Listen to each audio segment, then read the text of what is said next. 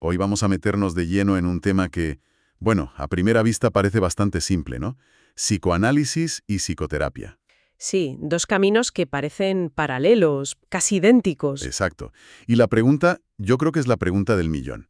Es, si en ambos sitios la única herramienta que se usa es la palabra de quien consulta, la palabra, nada más, ni pastillas, ni máquinas, Pues, ¿dónde diablos está la diferencia? Porque la hay, y parece que es un abismo.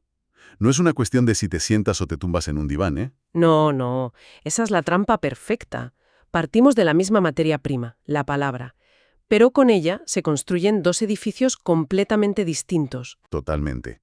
Y la misión que nos plantean los materiales de hoy es precisamente esa, desgranar esa diferencia.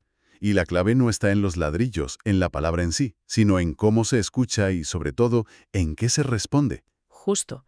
De hecho, hay una frase de Lacan que nos va a servir de llave maestra para todo esto.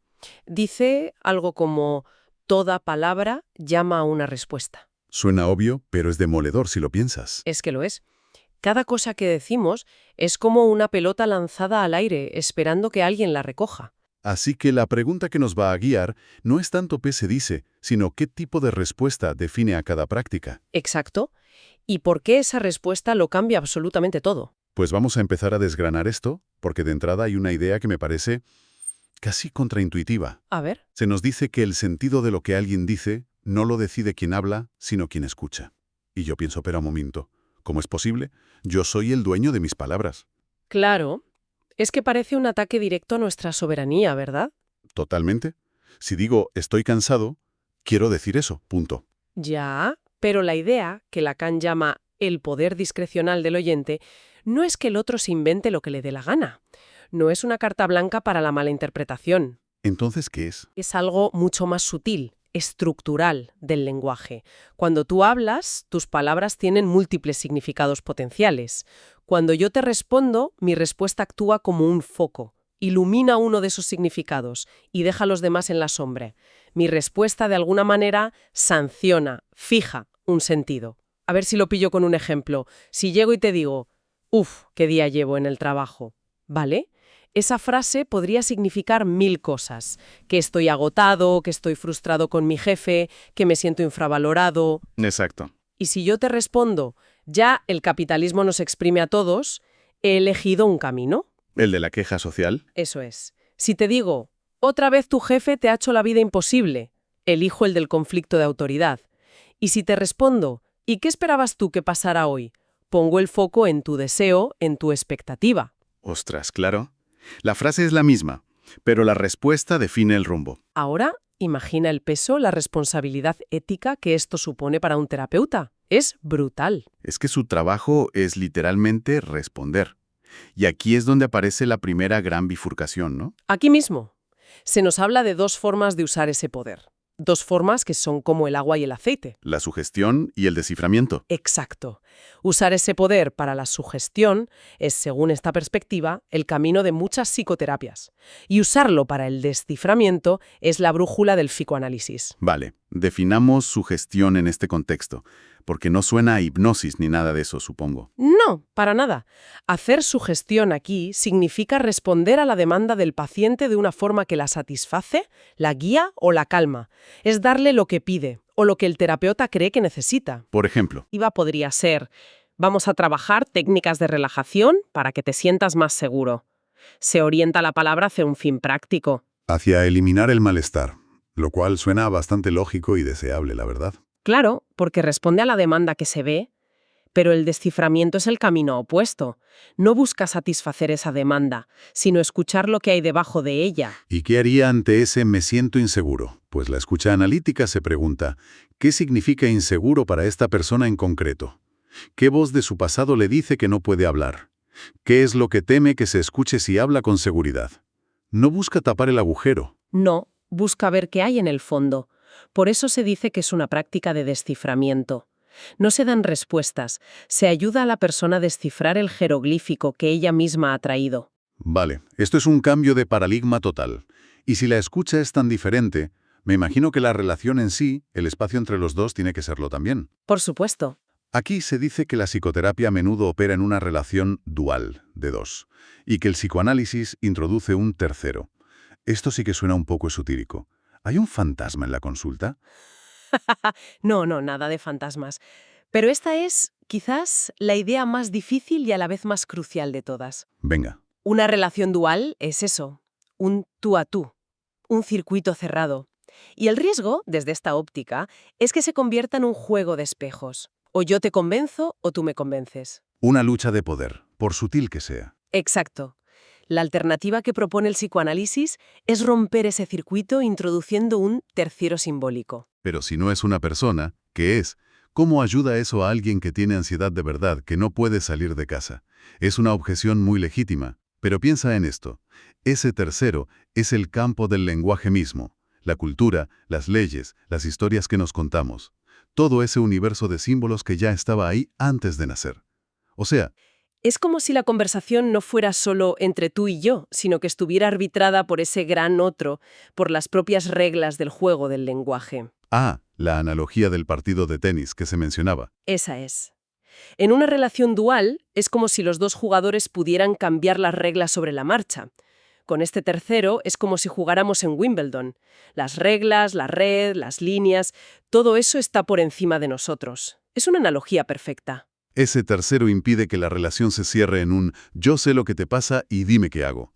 Y gracias a ese marco es posible hacer una distinción fundamental, la del sujeto del enunciado y el sujeto de la enunciación. Suenen casi igual, acláramelo. A ver, el sujeto del enunciado es el yo que habla, el que construye la frase. Yo estoy agotado de mi trabajo. Es la superficie. La psicoterapia a menudo se centra ahí. Vale, estás agotado, vamos a ver qué hacemos con eso. Entendido. Pero el psicoanálisis, gracias a ese tercero, se pregunta otra cosa. ¿Quién está hablando a través de esa frase? ¿Qué historia familiar, qué miedo, qué deseo prohibido está usando la palabra agotamiento como un disfraz? Ese es el sujeto de la enunciación. La voz oculta. El psicoanálisis no le habla al personaje, le habla al actor que hay detrás. O sea que esa estructura con un tercero es la que permite buscar a ese actor. Y claro, en la relación de dos es mucho más fácil que el terapeuta caiga en la tentación de dirigir la obra. Totalmente. De hecho, se menciona un concepto que tiene un nombre casi de enfermedad, el furor sanandi. El furor sanandi, el furor por curar. Es una advertencia que yace a Freud. Y es muy provocador, porque va en contra de lo que uno esperaría de un profesional de la salud. Claro que puede haber de malo en querer curar a tus pacientes con todas tus fuerzas. Yo querría un terapeuta así. Pues Freud decía que el analista debe curarse de ese furor. ¿Y por qué? Porque la angustia del paciente puede ser tan insoportable que el terapeuta, por su propia humanidad, quiere apagar el fuego ya. Y le da un extintor. Un consejo, una técnica, una interpretación tranquilizadora. Pero el psicoanálisis nos pide aguantar ese calor, porque en el centro de ese fuego puede estar la verdad que el paciente necesita descubrir por sí mismo. Es la metáfora de la astilla que se mencionaba. Cuéntala. Si alguien llega gritando de dolor por una astilla, el furor sanandi te empuja a darle un analgésico potentísimo. El dolor desaparece, el paciente se va contento. Pero la astilla sigue dentro, infectando la herida en silencio. Exactamente. Al satisfacer esa demanda superficial de «quíteme el dolor», se puede estar taponando la posibilidad de que emerja el conflicto real. Ese furor por curar coloca al terapeuta en una posición de amo, el que sabe. Y eso nos lleva directamente a la última gran diferencia. ¿Qué se hace con la astilla? Es decir, con el síntoma. Claro. Si el terapeuta se resiste a ese impulso de curar inmediatamente, ¿qué demonios hace entonces con el problema? ¿Con esa ansiedad o esa fobia que trae la persona? ¿Lo ignora? Todo lo contrario. Lo pone bajo el microscopio. Y aquí la diferencia de enfoque es total. Para muchas psicoterapias, el síntoma es un error del sistema, un ruido, el enemigo a batir. El objetivo es eliminarlo. Rápido. Y que la persona vuelva a ser funcional. Si la astilla duele, se arranca y punto. Lo que se llama obturar el síntoma, ¿verdad? Como un empaste en una muela. Eso es. Es cerrar el sentido, es decir, esto no significa nada, es solo un problema a resolver. En cambio, para el psicoanálisis, el síntoma no es un error, es un mensaje, un jeroglífico. Es una formación del inconsciente que el sujeto ha construido para decir algo sobre su verdad más íntima. Es la astilla la que nos dice dónde está la herida. Eliminar el síntoma sin descifrarlo sería como quemar la carta de un náufrago sin leerla. Entonces, no se trata de eliminarlo, sino de escucharlo hasta que agote su mensaje. Se trata de desplegarlo, de ver qué historia cuenta, por qué apareció justo ahora, a qué viene a responder. La apuesta del psicoanálisis es radical. ¿Cuál? Una vez que el mensaje ha sido leído y el sujeto puede hacer algo con esa verdad, el síntoma ya no tiene razón de ser. O bien cae por su propio peso o se transforma. No se arranca la astilla, se entiende por qué se clavó. Para rematar toda esta distinción se cita una frase de Lacan que es una auténtica declaración de principios, casi una provocación. Es muy potente. Dice que el psicoanálisis busca diferenciarse de ser una pedagogía materna, una ayuda samaritana o una maestría dialéctica. Desmenucemos esto. Es un resumen brillante de lo que el análisis no es.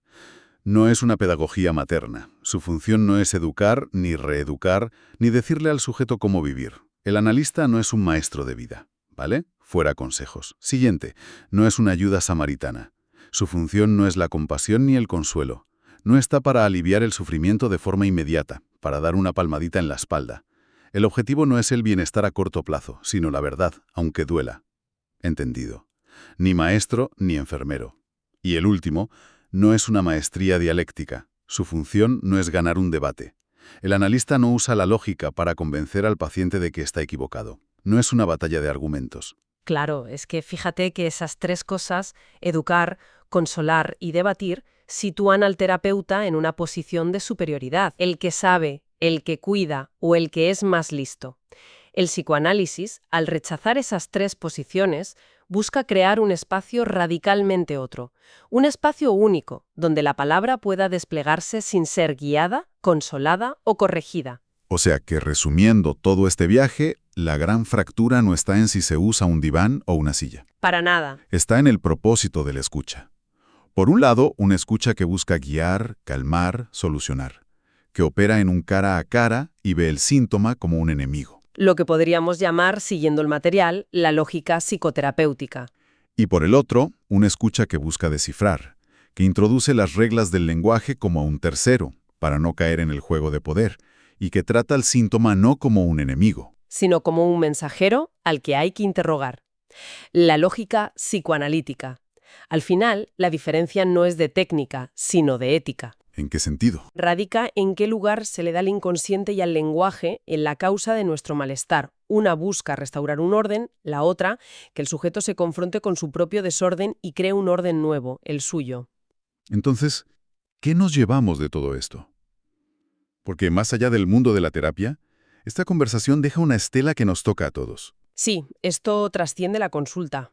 Si la idea central es que el sentido de lo que decimos se decide en gran parte en la respuesta del que nos escucha, si ese poder discrecional del oyente es real, la pregunta que me queda flotando es, Dila. ¿qué poder y qué responsabilidad tremenda tenemos, no ya como terapeutas, sino en el día a día, cada vez que un amigo, nuestra pareja o un compañero de trabajo nos dice, estoy cansado? ¿Qué mundo creamos con nuestra respuesta?